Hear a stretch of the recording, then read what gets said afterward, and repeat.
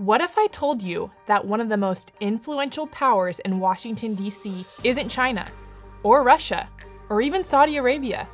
It's Qatar, a country smaller than Connecticut that's quietly become one of the most powerful foreign lobbies in America. So, how did that happen? Since 2016, Qatar has spent nearly $250 million on lobbying and PR in the United States. They've hired 88 firms and logged over 600 in-person meetings with officials, more than any other nation on earth. And those meetings are not random. Qatar hires Washington insiders, former members of Congress from both parties, to lobby their old colleagues. If cash doesn't win hearts, travel does. In 2024 alone, staffers from 48 congressional offices took all expense-paid trips to Doha. Both Democrats and Republicans went. The relationship took off under the Obama administration, when the White House leaned on Qatar as a regional fixer, even while intelligence officials warned Qatar was funding groups like Hamas and the Muslim Brotherhood. Then came Biden. In 2022, he made Qatar a major non-NATO ally, giving them top-tier military access and arms deals.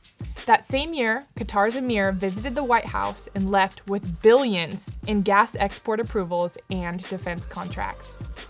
And Qatar doesn't just influence policy, it shapes ideas. It is the largest foreign donor to U.S. universities, sending billions of dollars in exchange for intellectual property.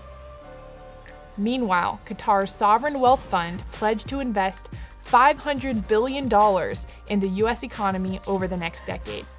$500 billion buys a lot of goodwill. But here's where things get complicated. Qatar isn't just another investor. It's a state that has openly sheltered extremists and groups hostile to U.S. interests. Qatar has provided sanctuary to Muslim Brotherhood leaders, hosted the Taliban during U.S. negotiations, and maintains close ties with Iran, one of America's biggest adversaries. It also funds Al Jazeera, a state-run media outlet accused of promoting Islamist ideology and anti-Western narratives across the Arab world.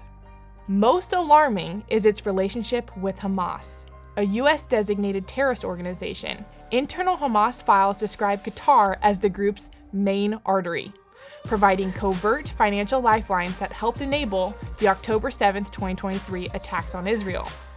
And even after those attacks, Qatar pledged $20 million to UNRWA, the UN agency now under investigation for ties to Hamas.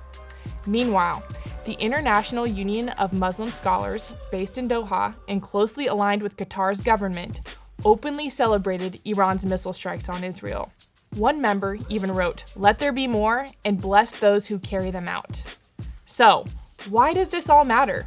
Because when a foreign government with deep ties to terrorist groups spends hundreds of millions of dollars shaping American policy, public opinion, and even our universities, it's infiltration.